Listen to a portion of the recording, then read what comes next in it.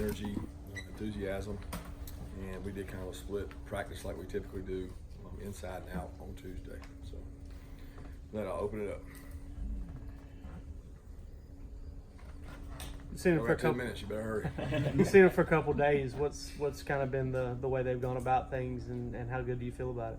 Well, I mean, we got a long way to go. We don't have right 50% of the game plan in when it comes to what we're doing. So, I mean, I like the enthusiasm, but that's to be expected. You know, they've had a couple weeks they've been pushing through practice, and this one they're obviously more excited for, and I'm sure that's going both ways.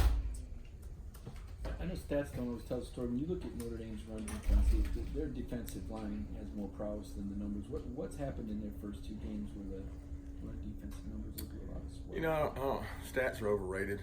I thought that especially the first game, there was some very different type runs. I don't know if they had seen those before, if they'd been exposed to those, but you're talking about a guy who's one pass who I recruited as an elite athlete and a really good runner, and we're different than that. So it's different kind of run game stuff. I think people just look at rushing stats; they don't look behind it. I mean, there's a lot more to the story sometimes than just what meets the eye. You update on Tyson Campbell and how he's doing right now? Yeah, he's pushing through. He was out there today trying to work and help us out, but he's mentally getting prepared, and he's not able to take a lot of reps.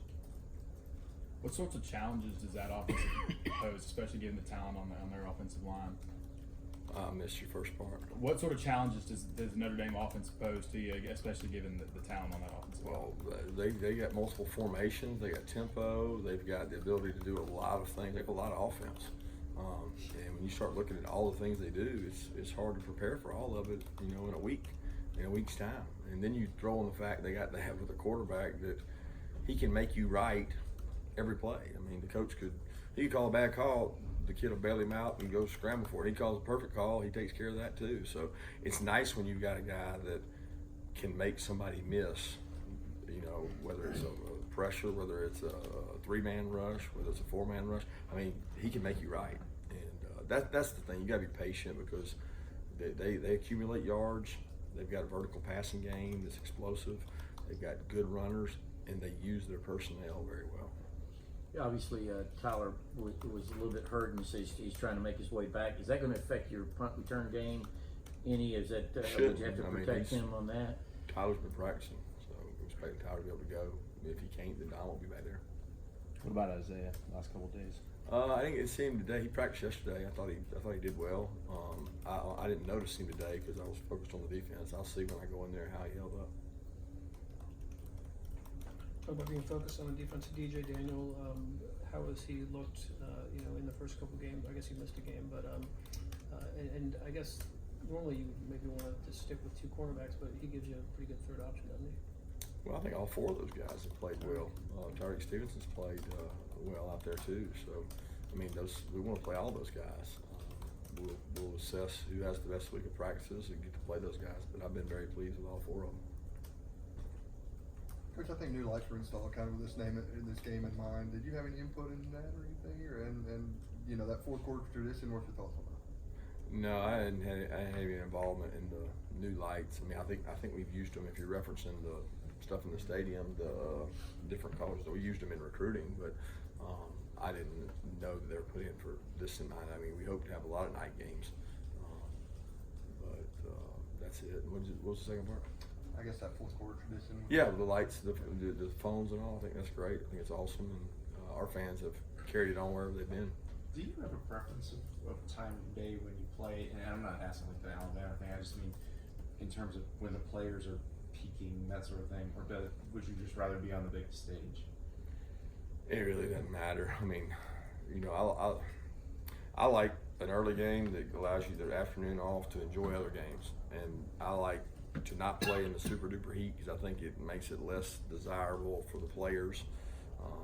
The night games, they certainly get better temperatures, and it seems that they're cooler longer, and they can play at a high speed for longer. So I enjoy that part too. I mean, you take what you get. You don't fuss a bit. That's what they used to say. How big of an impact do you realistically think being at home in a game of this magnitude, the crowd will have on Notre Dame's offense and their ability to communicate? I don't know that. I mean, I don't know how much they prepared for that. I don't know I know this, when you have an experienced quarterback, which they do, it's less of an impact than an inexperienced quarterback.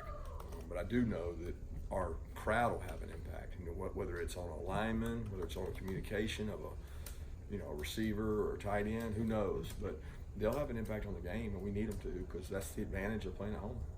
Coach, you talk about limiting the outside noise and all that kind of stuff, and obviously, but this week when you have both game day and primetime CBS, they're the realities of trucks pulling into town, and then those producers and stuff want extra interviews and stuff like that. Do you get involved and try to put limitations specifically on that kind of stuff? Like you can have my players, but you got them X amount of time on this day, and how do you manage that part of it? We have interviews with our players every week. I mean, yeah, it's a bigger game. Yeah, there's more people here, but the amount of time that we commit to those people in those groups is really the same. I mean, there's more of them, and we try to manage it for them where we applaud them to do a nice job of bundling it together so that it's 20 minutes at this one time instead of 4 times 5 minutes, you know? So, I mean, that is what it is, and we've talked to the kids about that, but we're kind of used to that. I mean, the SEC, you have that almost every week you play an SEC game, you've got some kind of coverage. This is probably the latest you guys will ever kick off at Sanford Stadium. How do you program the guys to, you know, do you late movie the night before, let them sleep in the next morning? What's kind of the routine to get to that point? Well, we have the same routine we always have. For a 7:30 kick, 8 o'clock kick, it doesn't change. I mean, we're not going to go reinvent the wheel and we're going to go to a movie because we had a later game. So that's par for the course. We're going to take a walk on Saturday and stretch their legs. We're going to meet with them.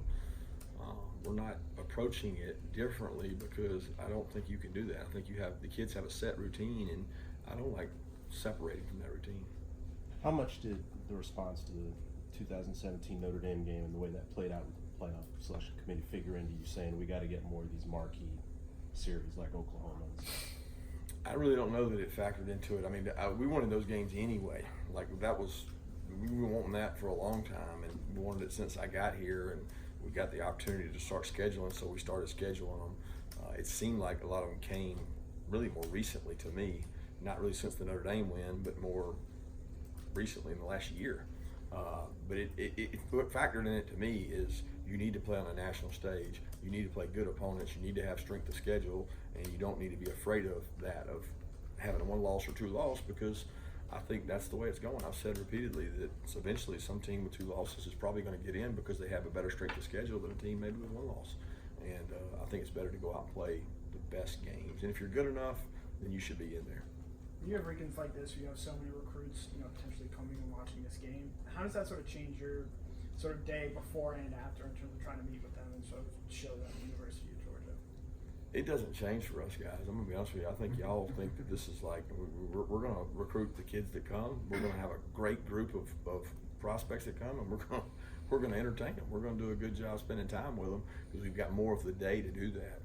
And I'm very thankful that we've got this opportunity because we've got a lot of national attention and a lot of I guess it's an attractive game for people to want to come to. So we're looking forward to that. But we're going to do what we do. How much does it help to have the kind of staff and resources you have on a day like that, where you got the people whose job it is to deal with that, and you can deal with what you need to deal with? Yeah, it's never enough. I mean, I can be honest with you. Our staff is supportive, tremendously big. I mean, all the stuff that you need, but that day, it doesn't matter. I mean, it's tough. Any big time home game for us is tough, but it's that way across the SEC because there's so many good football players within a 5-hour radius. They all want to come. So your staff's never big enough for that. Does it help with the whole recruiting thing that you got next week off and Sunday's not right back in the lab trying to figure out what's going on? Absolutely. So for us, we'll be able to spend time with whoever comes officially for Sunday, and that's important because, I mean, not that we don't have work to do Sunday, we do, but we have a game 2 weeks away instead of 1 week away. What do you see from the outside linebackers this year in terms of rushing the passer, and how are you, I guess, looking forward to them getting an opportunity to go against an offensive line like Notre Dame on Sunday? Yeah, I think they've been technically sound. They play with a great motor. I think that room has changed so much in the last, I don't know, 6-7 months because Aziz has taken over the room. He's such a positive impact. He's a great leader. Nolan is a positive impact. Jermaine has been a positive. it's just the dynamic in that room. They get along so well. They compete really hard, and they're playing at a high level. I mean, they're producing more sacks than we've gotten in a long time. So Dan's doing a great job with them.